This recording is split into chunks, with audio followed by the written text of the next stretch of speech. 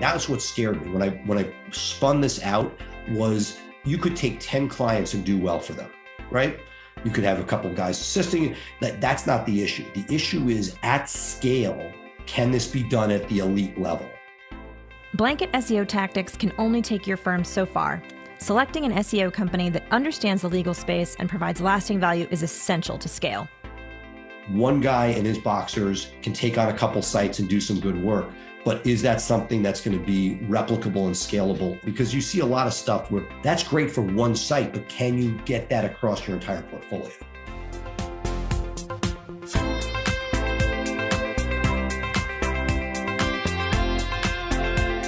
You're listening to Personal Injury Mastermind, the show where elite personal injury attorneys and leading edge marketers give you exclusive access to growth strategies for your firm.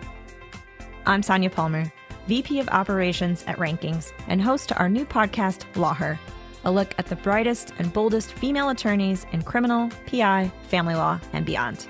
At Rankings, we help elite personal injury attorneys dominate first-page rankings with search engine optimization. Today, we're doing things a little differently. I'm filling in for Chris, who caught up with founding partner of DC-based Price Benowitz, Seth Price. Growing a firm from 2 partners to a team of 40 in less than a decade requires an in-depth understanding of the digital marketing landscape. Seth was an early adopter of SEO and workshopped each new strategy on his firm. Seth led his in-house team with so much success that he created an entirely separate venture, BluShark Digital. Today, the agency serves lawyers in 31 states and Canada.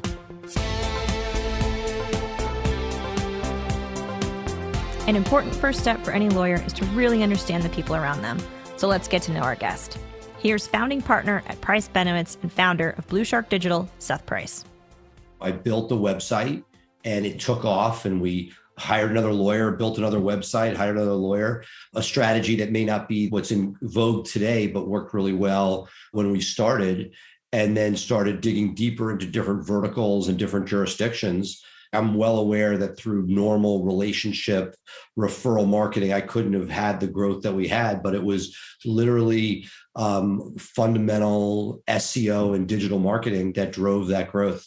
Yeah, that's fantastic. Your Price Benowitz, being an SEO person myself, it ranks incredibly well. You have many clients from BluShark, which we're going to talk about, that do really well. Let's talk about just a little bit, touching on that and on the referral side. Kind of expound on that, about what you mean, because a lot of people are like, I just get referrals. And there's nothing, it's awesome, right? There's nothing wrong with it. It's amazing. I love it. But my firm started before we did PI. My law partner is sort of a lawyer's lawyer on the criminal side. And, referrals on criminal are really tough. You get a settlement check, people tell their friends. You get divorced, you go through it, you're going through that for a long period of time, and somebody gets you through it. But like on the criminal side, referrals, you can go to all the BNIs you want. You're not going to make a buck. You might get a case here or there, but the ROI on your time is really tough. So to me, you talk about, digital marketing and legal, right? We're really talking about the B2C side of the world, right? And of that, there's the sector that you focus on, and the contingency and PI med-mal world that's, probably half the game there. But that I always look at that there's almost like a slope. And the areas like criminal, where there's less TV players, no billboards, that people get arrested, they're not talking to their friends about it. That's the most ripe, let's say, for digital. In the injury space, some people see their friends who got a big check. Some may see a TV advertisement or a billboard, and many go to digital, where it's great, but it's not the only ship. And then as you go down that, maybe you see family, and at the bottom, it might be like a trusted estates, where most of it is referral based. Most people are going to a financial planner, and a very small subset of them are going to digital. The good news is less people are fighting for it, so you have a better shot compared to a PI where there's no secret, everybody is doing it. That, looking at each of those and understanding where you are in that sort of continuum as far as how many eggs should be in that basket. That makes a lot of sense. And I've never had it put to me like that in terms of the different areas of the law and their need and the saturation. The other thing that I immediately think of is like a criminal attorney, when they're trying to get a review, the consumer's not going to say, I spoke with my attorney and he was the best domestic battery lawyer. Well, we've been playing the review game for a lot longer than it's been hip. And yes, that's a huge issue. So you just want to talk about, you talking about firm, and then all of a sudden Google brought in, hey, we want to see terms in our review, which gets dicey. And so things like, hey, we don't really want you talking about it, but maybe the point of contact, the person paying for the case, et cetera, using that as a way in. And then just to finish that thought from before, something like trust and estates, everybody needs a will. Going back to relationship marketing, there are areas where it works really, really well to market to find, whether it be real estate agents or financial planners. They can make a trust and estate lawyer a lot of money. Similarly, a PI lawyer, they can go to non-PI lawyers. And the great thing about that world is, offering people a third of cases they send you, there's a built-in mechanism for that to take place in most markets. And so you're basically balancing those different things. And I also say, and I think this is you probably agree with this for yourself, people do what they like to do. You like this podcast, you do the podcast. If you didn't like doing it, you'd have one podcast and there'd be no more. So when a lawyer comes to me and says, should I blog? I'm like, well, if you love to write, do it, because it'll get deep and people will connect, and it's going to be, it'll create great content and you'll do it, whereas how many blogs do you see where there's been like one post and then it disappears, or they do one post and then it's just regurgitated blog content? And figuring out what you like to do. So if you love to network, me, I love that. I've, done a lot of that. You like sitting here, people come to you, you sit in your place, they come to your podcast and they hire you. That's freaking awesome. So I think you have to figure out what you like to do, what resources you have. And then with that, I could have networked from today until, 40 years and not had 3 criminal lawyers, because there's only so much you can do in that world versus other areas. And we know PI lawyers who don't do hardly any digital and are just known in their community. People know it's where they go to, and they're not paying a rankings or a BluShark. They're keeping 100 cents on the dollar after their sweat equity of networking. And there's not probably have margins that surpass larger advertising firms. The firm that comes to mind is Shannara, right? Shannara's got the billboard king. He's got tons of billboards, but he has always kind of been resistant to SEO and content marketing. Well, it's because he's done really well with the billboards and that traditional marketing space. You've excelled at SEO and content marketing. So how did you identify that this was like a great channel? And when did you know it was time to spin it out into its own marketing business? Well, we knew very on that there was something there. It wasn't called SEO. It built a website and didn't know I was doing SEO, right? I was putting content up, my original content way back in the day, by today's standards, absurdly spammy. A personal injury lawyer in DC needs a DC personal injury lawyer. Crazy nonsense. My partner would cringe on the crit, but it worked. Our biggest blog post early on was about a Britney Spears DUI that got on before the AP and just blew up. It didn't make us a penny, but I would Google and find every directory that was out there and just start making submissions myself, and then an assistant and 2 assistants. There was no industry of SEO. You knew that if you took certain actions and building out the website, most people had a brochureware. And if you went one step beyond brochureware, over time, I connected with people like our good buddy Jason Hennessy and others, where I was just like, I need to get smart on this. And nobody knew anything. There were overseas resources that were, very spammy, but worked. And sort of balancing that, it was, as an entrepreneur, it was very difficult, because you knew that this overseas spamminess worked, but you didn't want to put all your eggs in that basket, because you knew at some point that gig was going to be up, and sure enough, it was. Knowing when to spin it out is a really good question. I was probably pretty late to the game in a lot of respects, because I wanted to get it right for myself. Like every dollar I put into marketing my firm, in sort of the same conversation you might have somebody, why shouldn't they do SEO in-house? And I said, you know what? If you can get the right resources in-house, God bless you. There's questions of, do you really have the right skill sets? Are you going to have turnover? Can it be managed, et cetera? All those are fair, valid questions. But I was sort of building that mousetrap myself. There are an elite number of a few of us that I feel like know what we're doing. There are plenty of people out there that sort of said, hey, I'm here, I'm your SEO guy. And you scratch beneath the surface, they have 100 clients and 10 employees. And you're like, how could you possibly be adding any value to people? So I felt like I had to build the mousetrap first, scalable for myself. I had a whole family of websites that was in the dozens. And I felt like until I had my own systems down, it was very tough to make that leap. For me, a person who I had mentored from intern to, manager to director is somebody who was able to take that, and it was partially giving that person and our team opportunity, which again, an issue with an internal marketing team is that there's no real way for advancement. You're not cutting that person in on the law firm. Maybe in Arizona you can now, but generally that's not an option. And that people generally look at it as an internal cost rather than an opportunity. So by spinning it out, A, I felt the systems were right, but B, I had gone through a revolving door historically of losing top deputies every couple of years, because it wasn't just they were going off to compete. It was more like, I'll do something else. There wasn't a future there. One guy became a sports agent. Another guy did international government contracts. They sort of were like, hey, I can't see anywhere to go. And right now, we're able to, I think, build and scale and have silos of people where the great people become managers and have a future. And that's different than, so waited till I got to critical mass and could roll that out and provide value as opposed to just saying I'm another schmuck SEO. What I love is you have a natural feedback loop. So you have Price Benowitz, get to see what works, and then you can go implement it.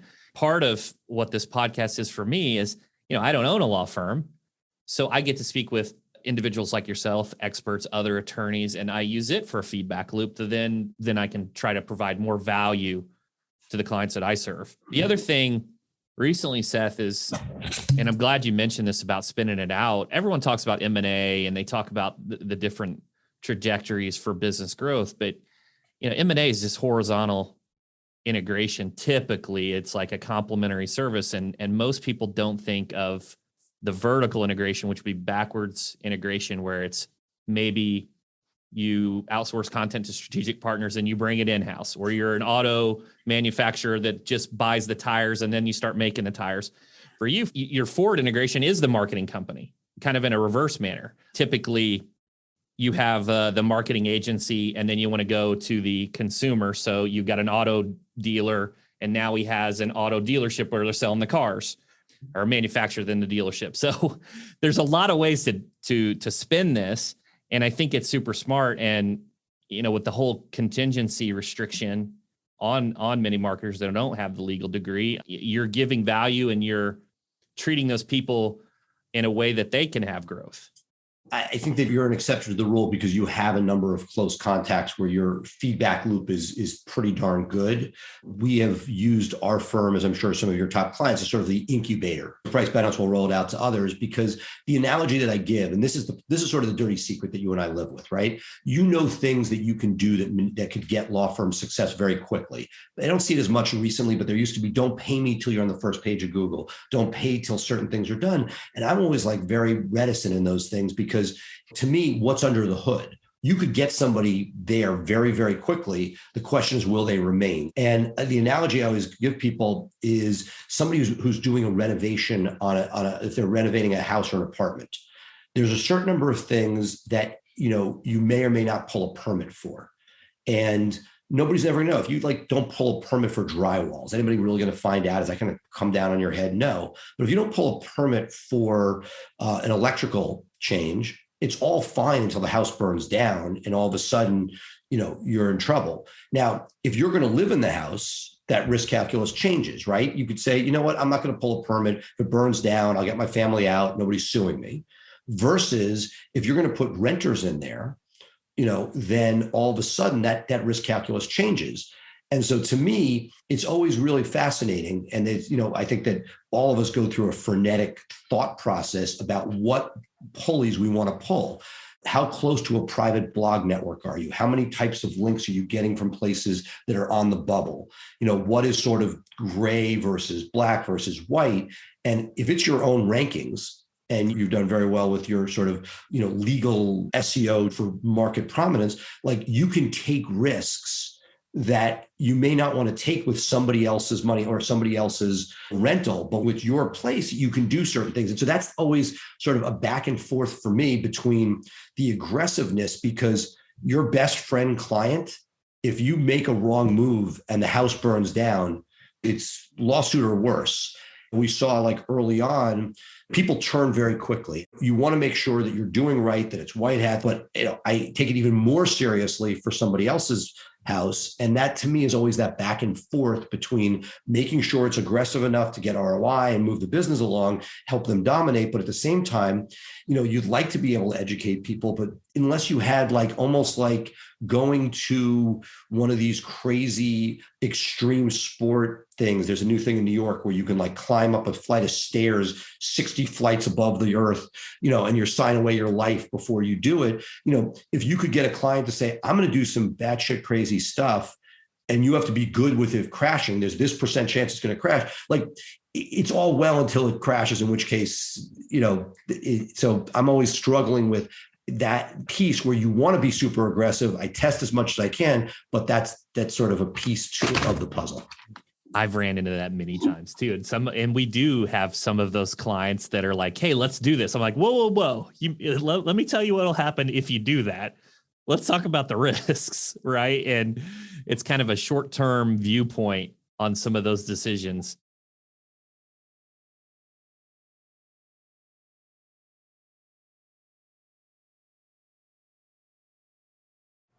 I love that Seth sees crazy ideas as opportunities to up-level the digital marketing game. Chris wanted to know how the algorithm changes push BluShark further. I've historically have always loved algorithm updates because every time they've pushed us further. If you do the fundamentals, we know the fundamentals. There's no secrets of, high quality links, great authoritative content, well-coded site. You put those things together so that generally, again, there are exceptions. Again, some percentage of your people are going to hit, this recent local piece that hit with proximity. Some of the more dominant players have had some issues because all of a sudden that one downtown Chicago location is not the golden child anymore. You need 7 golden children to own a city, not one. Given that there are all these different voices out in people's ears, I think the good news is the market has consolidated, that there are not 1,000 people out there. There's a handful of people that seem to have gotten consistent results over time. And to me, that's sort of a good thing in that, there is a path to follow. If you follow it with time and resources, that you'll have a good chance for success. Absolutely. You have to adapt, you have to look at things that are timeless and evergreen, and you have to be willing to iterate when you need to, we've touched a lot on the local and SEO and content marketing and completely agree on those 3 core principles, good content, good links, a well-coded site. That's the pillars of SEO. And, if you get one of those wrong, a lot of times you can't rank. Sometimes you get lucky, but most of the time it takes all 3. I know you're very pro digital, but let's not ostracize and only talk about, digital as the way. Where does traditional marketing come into place? TV, radio, billboards. You dance with what you like and what you're good at and what you can sort of test ROI. I mean, look, we both know plenty of people that made a lot of money with TV advertising. They've crushed markets. I'm not one of those people that says you should do SEO in lieu of X, Y, or Z. There are people who have run internal referral programs that are amazing, that I'm envious of. I think you dance with what you got. I've sort of morphed to the point where I'm not going to convince somebody to do SEO. Like, meaning if they want it, I am one of the providers that, and I could show somebody how we plan to roll things out for them, what we do. Past success is no guarantee of future results. We can give them a roadmap. But to me, that isn't the conversation that I love to have. I'm not going to say if you can make money with radio, you should do it. If you make money with TV, God bless. In fact, as you know, better than anybody probably, like the guys who do TV, it makes your job that much easier and you're able to get a conversion rate in search. You get somebody the 4th spot, not the 1st spot, and yet they have a brand in the market that's going to convert and you're going to look better in there. So this is not an either or. I sort of say, hey, this is the piece of the widget that we're going to do. We're not pretending to do your TV for you. In fact, I could say, this is something I could say pretty certainly, there's almost no example of a great digital provider that also does TV. I'm sure somebody's going to call me up and there are people that are improving what was defective. I get it. But like there was a very prominent TV shop that does everything. and I was at a conference and they're very nice, lovely, awesome evangelists. I was like, tell me who your 3 greatest digital success stories are. And she gave me 3 and I looked at all 3 with her. Not one was on the first 2 pages. There was 3rd, 4th, 5th pages of Google. Now, this is just to say, the analogy I always give is growing up, the gift for a teenager was the stereo. It had a turntable, it had a tuner. And when I was of age, it was a cassette player. Earlier, it was 8-track, later it was DVD. And to me, it was like back in the day, the widget was like $200 plus or minus, and it had everything you wanted. But my friends who were real sound aficionados wouldn't do that. They'd buy a separate turntable, a separate tape deck, and a separate tuner, and that gave you better sound. And so to me, the interesting thing about like, what should you do? Whatever works. I'm agnostic on that. I just love this particular piece of it. And because I love it, I do it really well. And we focus on that. And we're not pretending to say we're going to be your TV media ad buyer. Part of it has been that from historically, the people with TV and regional brands made so much money. They didn't care about digital. You've seen this. You've seen big TV players who are pound your chest and they have no real local SEO. Now, Google has done a good job. They've done a job recently of identifying that because of the name search coming in and given them credit and bumped them up. But generally, there are many guys who crushed it, fewer and farther between, but you get people and you're like, you've got to be shitting me. Like, how could you be this sophisticated, be this dominant in a market and have no SEO? Less and less, more of them have found people like you, me, and others. For many, many years, that was that huge jump. And there still are some of those unicorns out there that they make so much money, they just don't care. When I see those individuals and we run our Ahrefs or SEMrush report and I see, nothing's ranking and then I see the homepage and it's got, 10,000 searches for the brand, I'm kind of like licking my lips, right? Because it's just primed. And sometimes you get it and sometimes you don't. Sometimes Right. they're like, no, we're good. Running joke within our industry, which is here's somebody who's so right. It wouldn't take that much to move the needle. And yet they're like, yeah, I'm good. So part of it is we worked with a number of people in that space with like mega TV players and totally dysfunctional operations. And it was amazing that I felt like they made money despite it, which showed how powerful TV was for a very, very long time. And not that it's dead, there are still people making money with it. Digital marketing today requires more resources than it did in the past. Chris asked Seth about how the market has changed and how to better measure ROI. It takes more resources today. This is what has switched. And you're as, I think responsible for helping move the market as anybody, which is it used to be you paid $5,000, $10,000 for SEO and the phone rang and it was an unlimited ROI.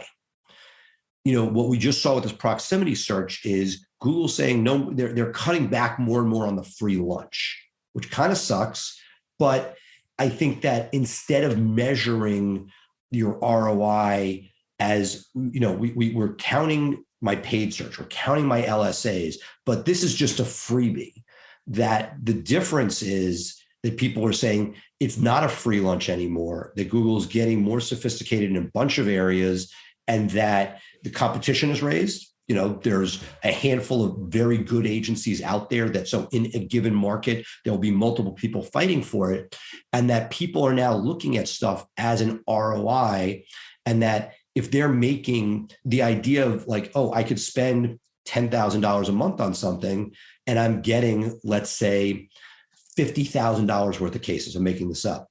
Then people are saying, oh, it's not like it's a free lunch. If I spend 20, I could start seeing more and looking at it the way they look at paid search. People look at paid search and they really dig down deep. They really dig deep to say, what is my ROI from that? People are slowly starting to look at that from organic in a way that historically they haven't. They looked at it like I pay a flat amount and I get a ton.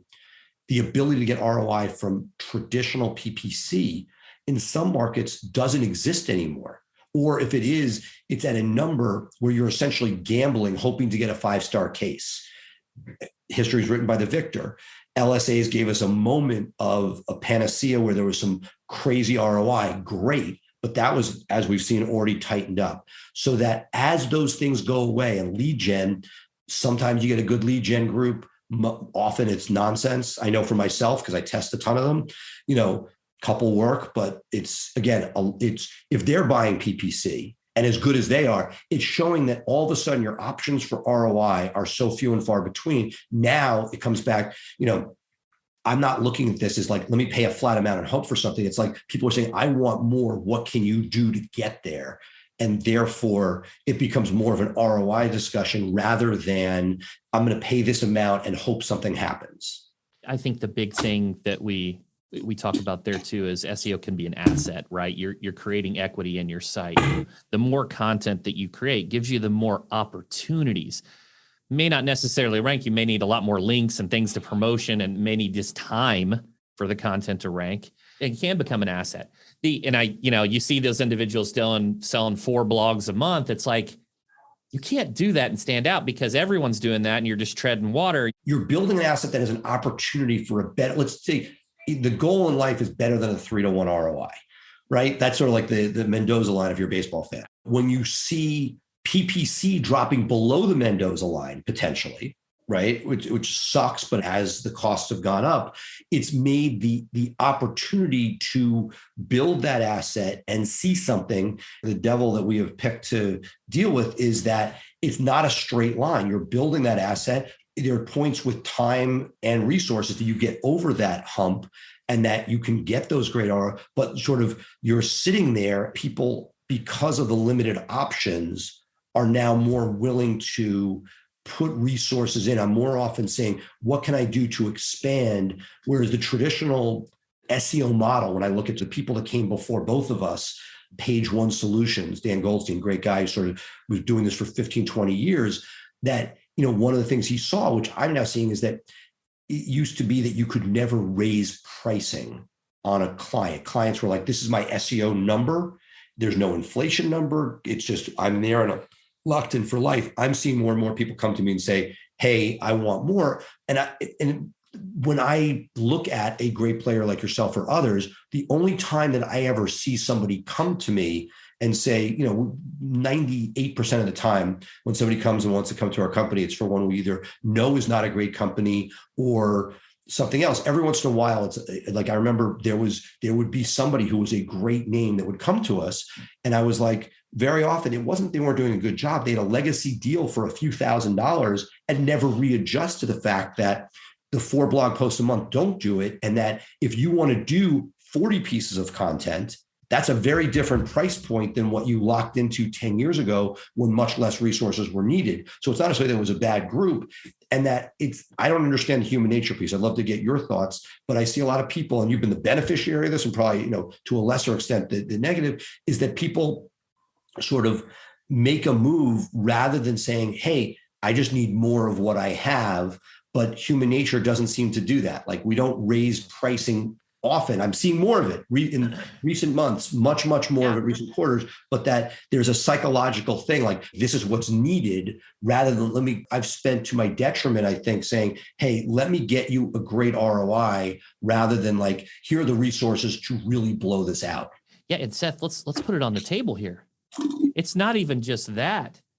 They're actually getting less because all of our costs have increased. So if they've been paying, a legacy price, and, inflation every single year, inflation's crazy right now, they actually get less. So it's actually, even if you raise their prices, whatever, 3% or 5%, whatever the inflation is, that's status quo. Early on, I was just happy somebody wanted to pay us. And then all of a sudden you're like, okay, well, getting people to pay is not the issue. The question is, can we keep it cost effective? One of the questions you get sort of from some upfront people is like, will my price go down over time? Right? You get that as like a wishful thing, like it's going to be a huge build out up front. Will it go down? And to a certain extent, I think that a lot of SEO agencies have used, until inflation hit the way it was, that there are certain economies of scale that you get over time as authority is built, potentially.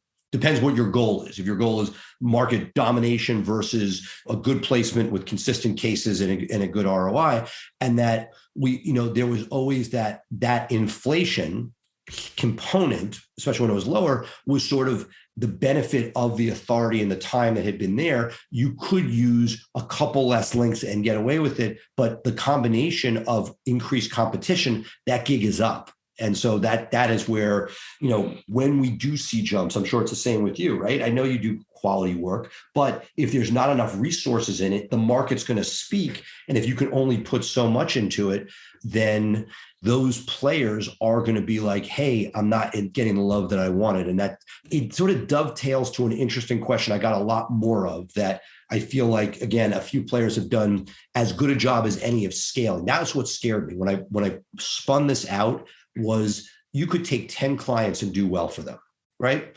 You could have a couple of guys assisting. That's not the issue. The issue is, at scale, can this be done at the elite level?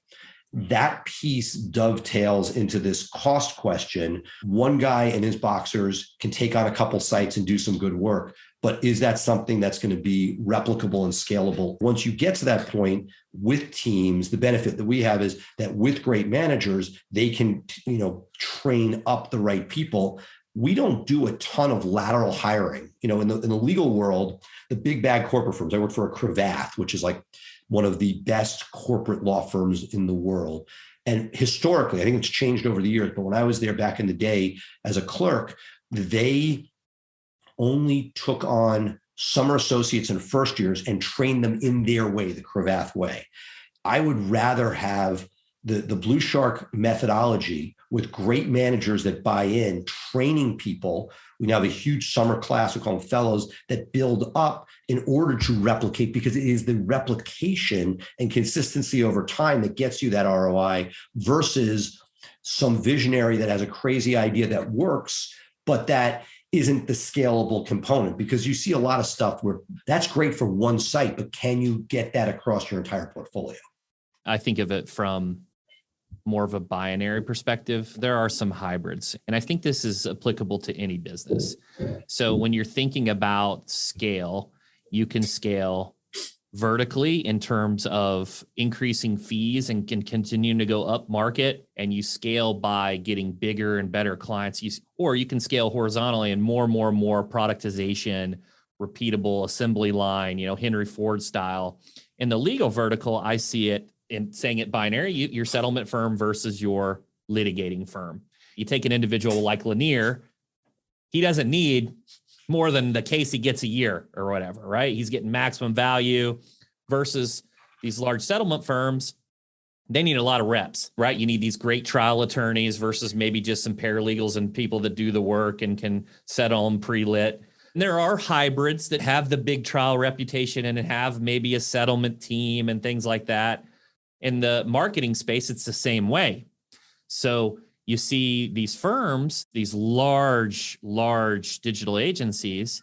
I'm not going to throw anyone under the bus, but there are some that we all know. That you're talking about the enterprise level. Yeah. But servicing the legal space. Gotcha. Right there. The further you go in productization, the less you can customize, and the further it is away from your executive team. Now you can train great people and have coaching and follow your methodology. But I feel, in Bloom's taxonomy, you've got people that can read something, take a quiz and pass. And then you got people that can teach. And then you got people that can see all opportunities. It takes a lot more time and expertise. Well, part of the reason I think that we've been successful in our respective ventures is that it's been protected from some of those, because to scale at the levels they have, the only way to really do that is through paid search.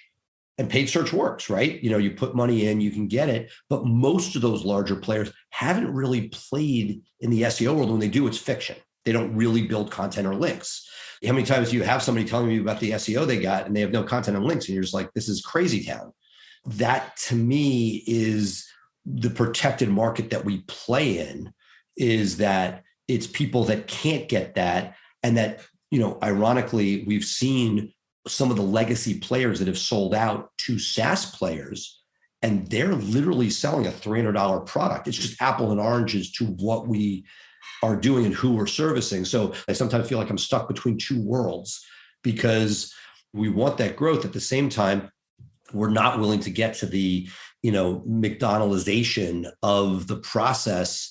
We need some of that in order to have efficiencies, but that if you are doing this right, you are thinking about what you're doing, how you're doing it. You're constantly evolving. So there are best practices that need to be scaled and replicated, because if it was fully SaaS operated, you and I would get crushed. You can't do it that way, at least today, for the foreseeable future. If AI writing got to the point where you don't really need to think about it, just throw some AI writing on it, like that would be a game changer where people could come in and throw stuff at it. I think we have a little bit of time before that fully happens. You know, you looked at DUI lawyers years ago, we're like, we're going to be out of business because there'll be a breathalyzer in every car. Right. At some point when you could cheaply and quickly do SEO, or when Google doesn't need links and is fully based on non-link input, you know, again, I'm sure we'll find a way to pivot into it, but the current iteration doesn't leave these larger either enterprise or SaaS-based models really competing in the world that you and I play in.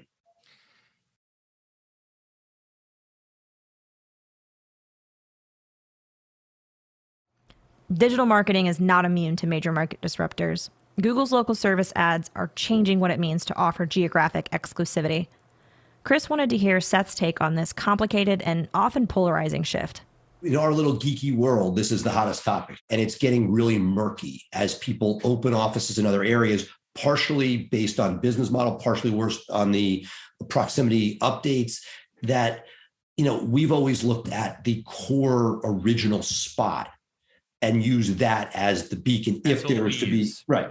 Right. And everything else is fair game. But then we get a legacy client put a pin on the map in that market. This ironically wasn't even done by us. It was a pin put on the map there.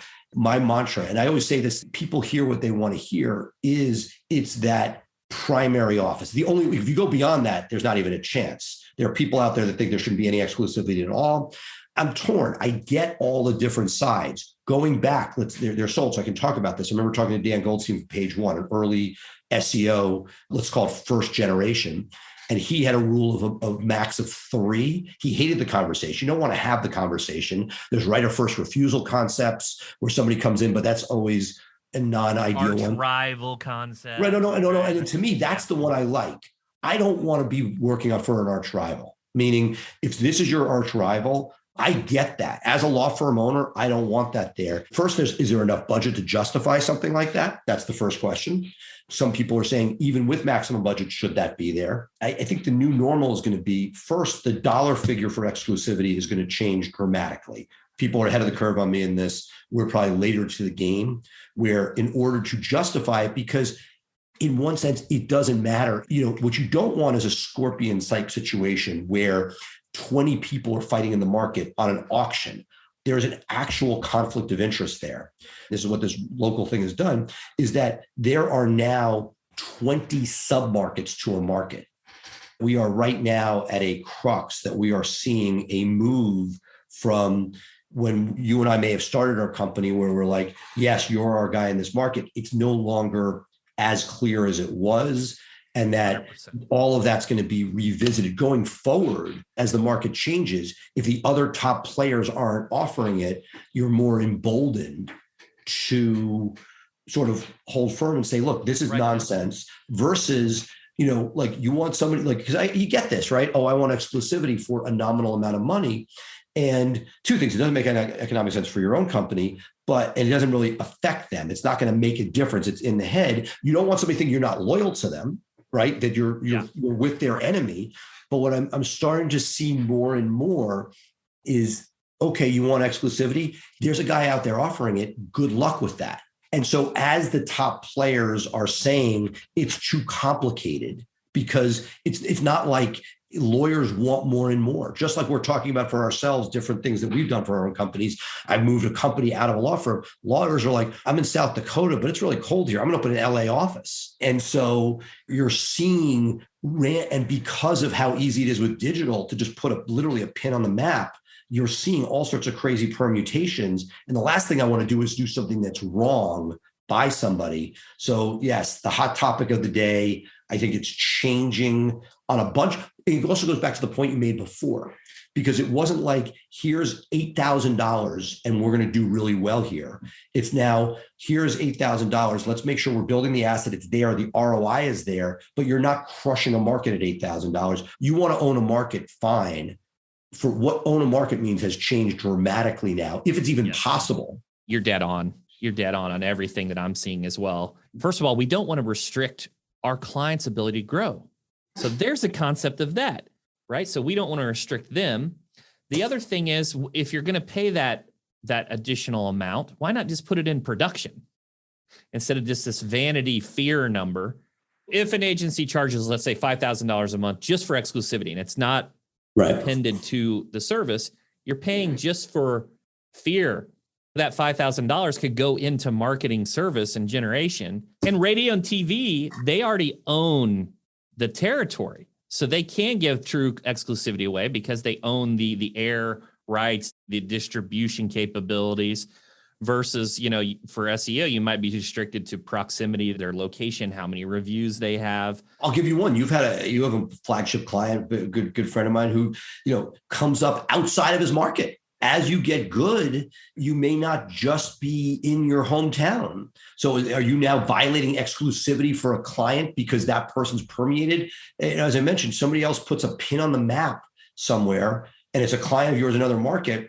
That becomes, we get people calling us screaming. I think that the future is going to be very different than the past on this. And I think a lot of it will be what the market will bear. Because look, it's capitalism. If there's an economic incentive there, but I think that as our mutual business models have grown and you see how fungible it is, I'll put on the lawyer hat for a second. Part of the reason you get there as a lawyer is you're a contentious fuck, and you build and you grow and you fight. And so the idea that somebody is fighting with you, I get that as a lawyer. The piece I don't like about it as a lawyer, stay with me because the moment I'm not with you, you'll be with somebody else. There was a fear factor. And it's like your secret sauce, your guy you're working with will now be working against you. And that's the one dynamic that when we're rowing together, it's great. The question is it abused? Because I think it can be abused. Just like a scorpion, if you get to the point where the number is so high, and what is that number? I don't know. You could get to the point where you can't do a good job because your interests are diversified, not from a amount of work point of view, but you could actually get to the point where there's a 3-pack. And are you going to be able to get more than 3 people into a 3-pack? If you had not mentioned this during the podcast, I'd be discussing this with after is the hot topic of the day. Yeah. I think we're in the middle of a flux right now. Exactly. I would be discussing with you afterwards too. And I just want to say one other thing, just as kind of a warning for the attorneys listening. If an agency freely gives away exclusivity, gives away their opportunity cost freely and loosely, first of all, typically, they aren't providing a service where they're retaining their clients. They don't care about losing the growth. They don't care about the opportunity cost. They're going to churn and burn. And also, an exclusivity agreement should be accompanied by a long-term commitment, in my opinion. Because if we're on month-to-month contracts, there is no exclusivity because you have a 30-day out. So I would just say those are a couple warnings. And I would say being transparent, and I know Seth feels the same way because this is kind of like the hot topic. I don't really know what the perfect answer here is. I know that there's an integrity standpoint where you want to do right with your clients, and that's where you can't take on, 10 in a market and actually provide value in most situations to all 10. So I truthfully, being an SEO guy, I don't know the answer. You want to be in the corner fighting for somebody. That's why I got in the business. And you don't want somebody to think that your interests are not aligned, but I'm seeing people making moves and doing interesting stuff that you want to see done.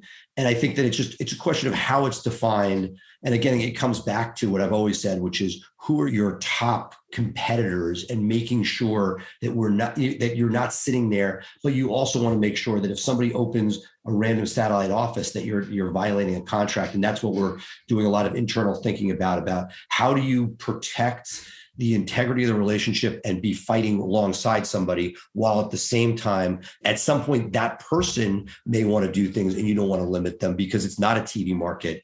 It is much more amorphous. Yeah. And I like the arch rival clause a lot. If you're in a Florida market and you're a newer firm, you may not want to put, Morgan and Morgan down as your arch rival because they're truly not your arch rival, where at the level of growth that maybe a smaller firm's at. It gets a little murky there. I think what would be really cool, bringing a panel of people to sort of talk it out, because you're hearing the same conversation and you're seeing lawyers do it because they're looking at things differently themselves. People don't want to pay for a premium for exclusivity. They want to be able to put every dollar they can to getting ROI.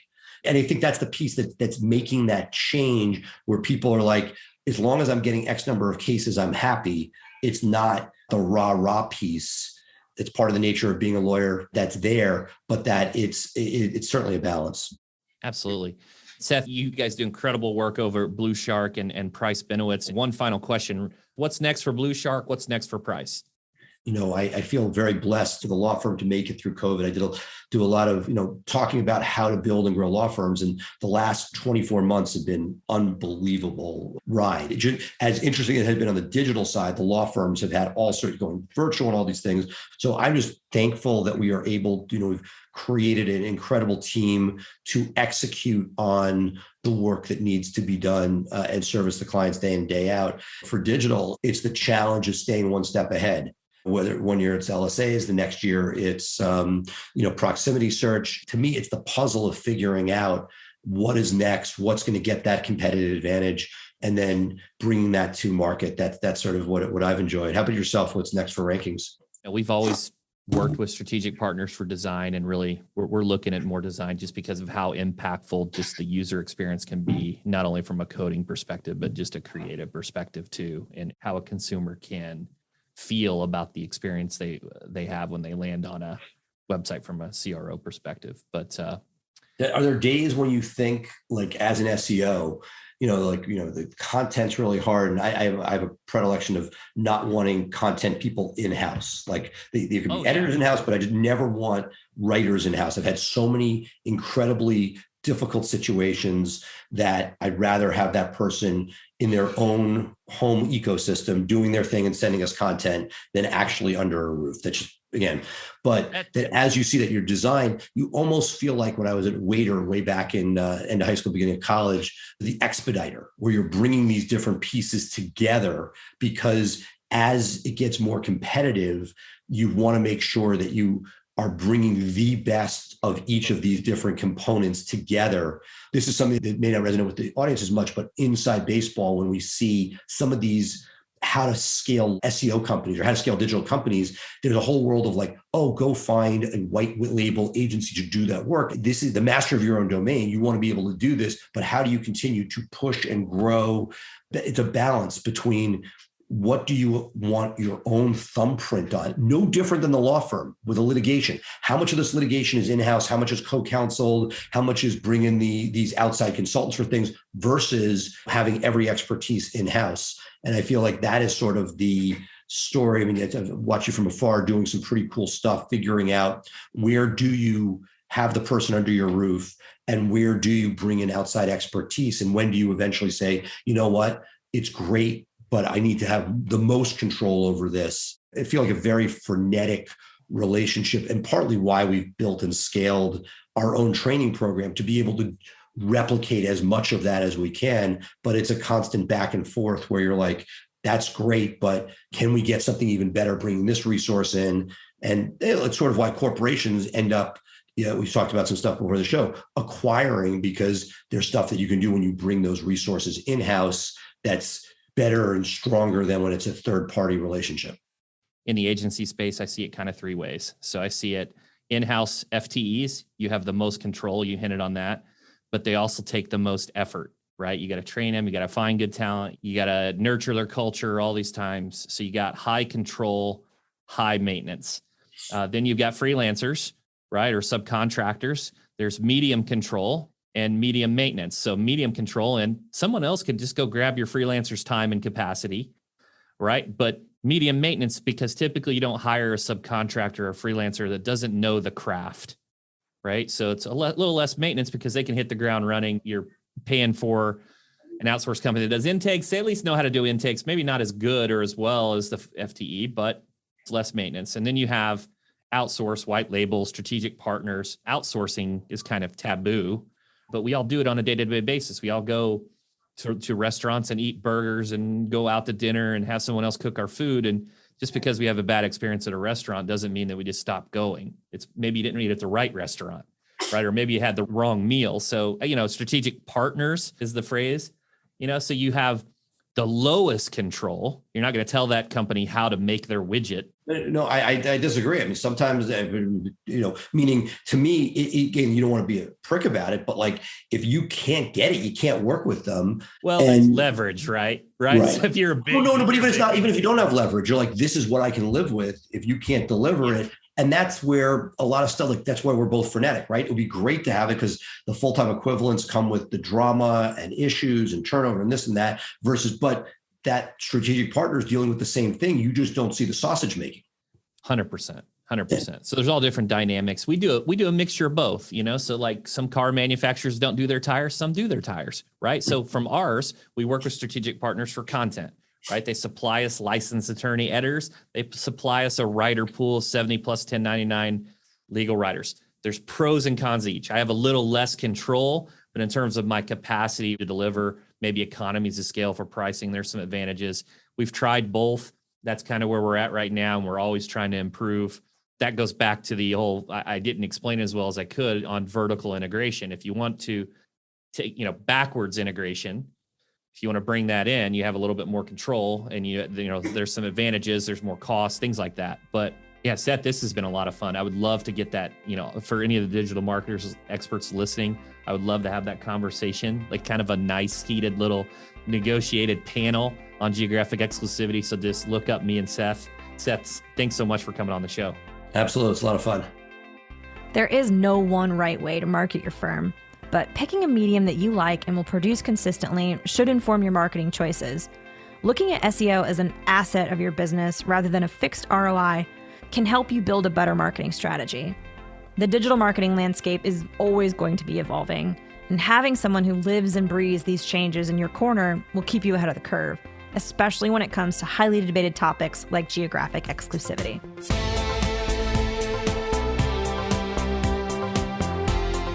I'd like to thank Seth Price from BluShark and Price Benowitz for sharing his story with us today, and I hope you gained some valuable insights from this conversation.